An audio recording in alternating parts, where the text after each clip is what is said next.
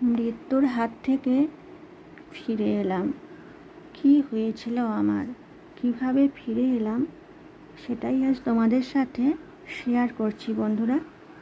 তোমরা পুরো ভিডিওটা দেখতে থাকো, এটুকুই তোমাদের কাছে আমার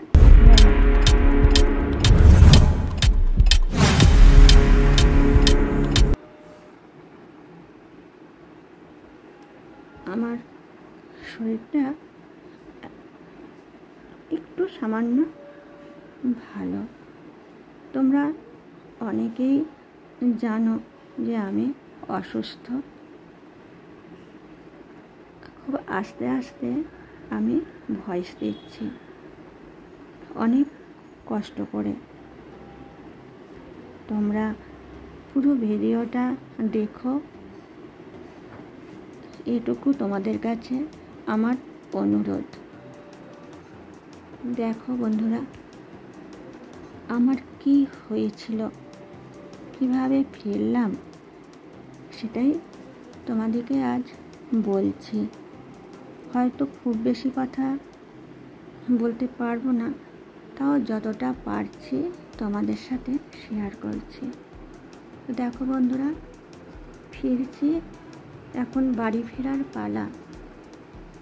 বৃষ্টি হচ্ছে বাইরে প্রচুর, আর আমরা আছি ট্রেনের ভিতরে। ট্রেনে করে এখন যাচ্ছি আর বাইরের বৃষ্টির দৃশ্যও দেখছি। তো দেখো বন্ধুরা, আমি বেশ কিছুদিন ধরে খুব অসুস্থ। আমার একটা মেজর অপারেশন হয়েছে আমার গলাতে, তাই আমার কথা বলাও বারণ,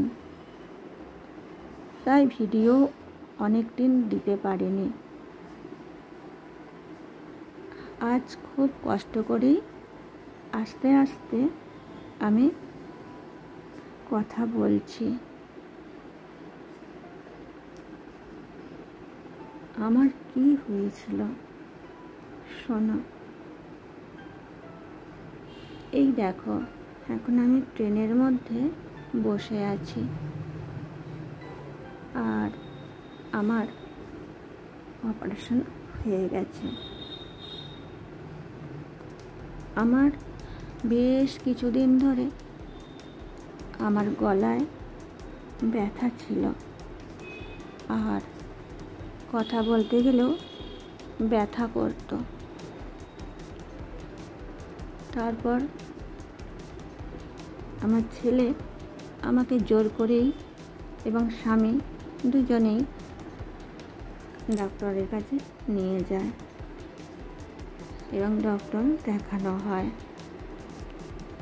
তা সেখানেই ধরা পড়ে আমার গলায় বেশ প্রবলেম আছে এবং আমাকে অপারেশন করতে হবে। তাই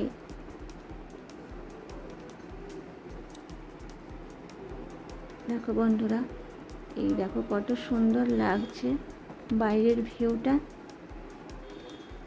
দারুণ লাগছে তাই না? আমার তো ভীষণ ভালো লাগছে। তারপর তোমাদেরকে বলছি আমার কি হয়েছিল।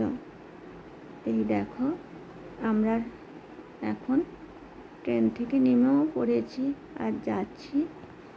আমরা টোটোয় আছি, আর দেখো কত বৃষ্টি হয়েছে, রাস্তাঘাটে এখনো ভিজে হয়ে আছে, জল আছে। তারপর বন্ধুরা, আমরা বাড়ি চলে এসেছি। আমরা পোশাক চেঞ্জ করে বসে আছি। আমার মা, বাবা, হাজব্যান্ড, ছেলে, আমরা সবাই মিলে বসে আছি। অনেক দিন পর বাড়ি ফিরলাম। আমার মা, বাবা সবাই খুশি, হাজব্যান্ড, ছেলে। আমাকে যে ফিরিয়ে নিয়ে এসেছে, এই কথাটাই সবাই মিলে আলোচনা করছে। আর আমাকে নিয়ে এসে ওরা খুব খুশি হয়েছে।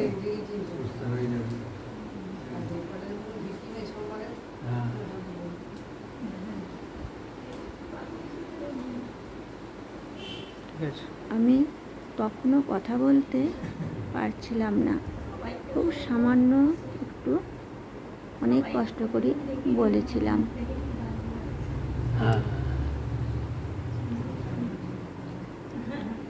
ভিডিওটা আমি যেদিন বাড়ি ফিরেছি সেদিনের ছিল। কথা বলতে না পারার জন্য ভিডিও আর দিইনি। বাবাকে মাকে কাছে পেয়ে আমার ভীষণ ভালো লাগছে। ওনাদেরকে স্পর্শ করে কত সুখ অনুভব করছি। দেখো বন্ধুরা, এই যে আমি নার্সিংহোমে বসে আছি, আমার অপারেশন হবে সেই দিনের ছবি এটা। নার্সিংহোমের ড্রেস পরিয়ে দিয়েছে, দুটো করে বিনুনি করে দিয়েছে। বাড়ি ফেরার পর এইটা হচ্ছে আমার খাবার। আমি লিকুইড খেয়ে আছি এখনও, তাই এটা হচ্ছে ইনসিওর দিয়েছে আমাকে, আর আমি একটু একটু করে খাচ্ছি। আর আমার গলায় ভিতরে বেশ কটা সমস্যা ছিল, হাড় বেড়েছিল, তারপর টনসিলের সমস্যা ছিল এবং আরও কিছু সমস্যা ছিল। তাই আমার দুটো তিনটে অপারেশন গলার ভিতরে করতে হয়েছে। তাই আমি একটু বেশি অসুস্থ হয়ে গেছি। এখন সামান্য একটু ভালো আছি, তবে খাবার তেমন কিছু খেতে পারছি না। এই লিকুইড খেয়েই আমার এখন দিন কাটছে। ওআরএস, ইলেকট্রোলের জল বা এই ইনসিওর, হরলিক্স এইসব খেয়েই দিন কাটছে। তোমাদের সাথে সেটাই শেয়ার করছি। বন্ধুরা, তোমরা তো আমার বন্ধু, তোমরা অনেকেই জানতে চাইছো আমি কেমন আছি। তো ভয়েস দিতে না পারার জন্য তোমাদেরকে বলতে পারিনি। আমি একটু ভালো আছি। আমার বন্ধুরা, ভাই বোনেরা, তোমাদেরকে আমি জানাচ্ছি, তোমরাও আমাকে ভীষণ ভালোবাসো। দেখো বন্ধুরা, তারপর এই যে আমার ওষুধ, সমস্ত তেঁতো বা বেস্বাদ ওষুধগুলো আমাকে এইভাবে কাপে করে গুলে দিত, একদম ডাস্ট করে ওষুধকে হামাল দিতে, ডাস্ট করে। আর এই ওষুধকে একটু একটু চুষে চুষে খাওয়ার মতো করে আমাকে ঘুরতে হতো। ঘুরতে আমার ভীষণ কষ্ট হতো, থুতু ঘুরতে পারি না, এতই কষ্ট গেছে আমার। মানে বলতে বলতে আমার গলা কেঁপে যাচ্ছে, আমি এত কষ্ট পেয়েছি। যাই হোক, এটা পরের দিনের সকালে, আমরা রাতে ফিরেছিলাম। পরের দিন সকালে আমার মা ঠাকুর প্রণাম করে পুজো করবেন।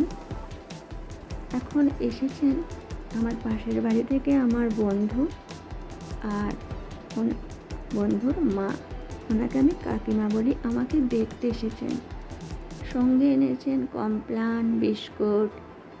আমাকে বলছে তুমি তো কিছু খেতে পারছো না, লিকুইড, তাই এগুলো নিয়ে এসেছি।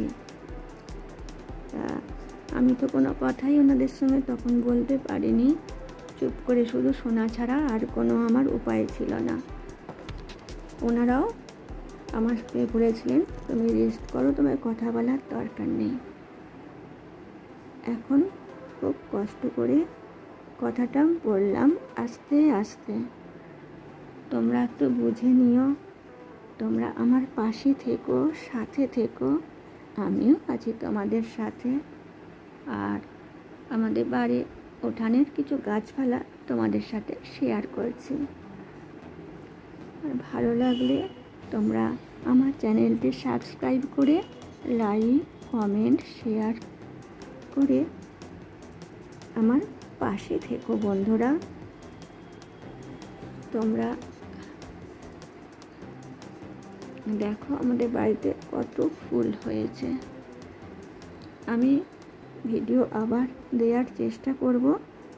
ভয়েস দিতে না পারলেও মিউজিক দেব, তোমরা আমার সাথে থাকবে। সকলকে অসংখ্য ধন্যবাদ, অনেক ভালো।